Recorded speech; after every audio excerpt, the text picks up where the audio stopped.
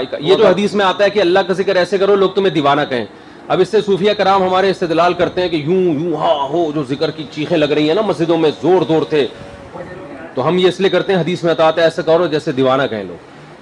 یہ حدیث کی غلط تشریح ہے، اس لیے کہ صحابہ کرام نے ایسا نہیں کیا، بلکہ اس کے خلاف ثابت ہے صحابہ سے. ایک مسجد میں حلقہ لگا ہوا تھا، عبداللہ بن مسعود تھے یا عبداللہ بن عباس تھے غالباً، عبداللہ بن مسعود، انہوں نے حکم دیا کہ پتھر اٹھا کے مارا جائے ان کو، وہ حلقے لگا کہ چیخ و پکار مسجد میں مچی ہوئی تھی. تو یہ ثابت نہیں ہے. چلیں، بس اتنی کثرت سے اللہ کو یاد کرو. یاد کرنے کا مطلب اللہ کا تذکرہ کرو بار بار اپنی زبان سے، اللہ کے حکم کو ایسے فالو کرو کہ لوگ کہیں گے بھائی یہ تو جی. وحفتهم الملائکۃ وذکرهم ایسی اللہ. احادیث مبالغہ پر مبنی ہوتی ہیں، ایک ترغیب پر مبنی ہوتی ہیں، ان کی حقیقت مراد نہیں ہوتی کہ واقعی ایسے الٹے کام شروع کر دو کہ لوگ پتھر مارنا شروع کر دے، پاگل ہو گیا، باولا ہو گیا. دیندار آدمی کو ایسے رہنا چاہیے کہ لگے کہ اس سے زیادہ ذہین اور عقل مند دنیا میں کوئی ہے نہیں. دوسری حدیث سے یہ پتہ چلتا ہے. سمجھتے ہو؟ چلو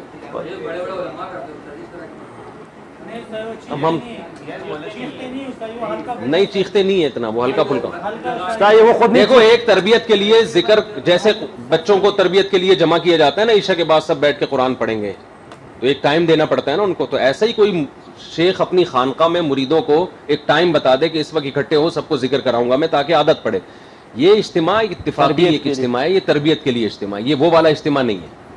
لیکن اس میں اعلان کرنا تمام محلے کے حضرات جمع ہو جائیں، اتنے بچ کے اتنے منچ پر ذکر کی محفل ہوگی، یہ بالکل بدعت ہے.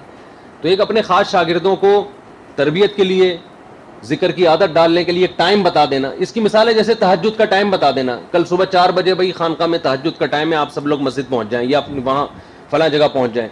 تو ایک ٹریننگ دینے، جیسے باپ اپنے گھر میں بچوں کو کہہ سکتا ہے نا یہ کہ بچوں فجر کے بعد تسبیحات سب نے پڑھنی ہے 6 بجے، ادھر جا کے اچھے بچوں کی طرح بیٹھ جانا، سب مجھے وہاں تسبیح ہاتھ میں لیتے ہوئے نظر آؤ.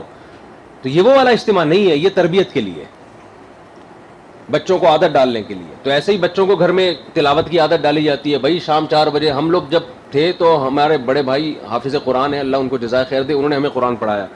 ہمارے گھر میں معمول بچپن سے لے کے جوانی تک ہمارا معمول تھا فجر کے بعد تلاوت کرنے کا.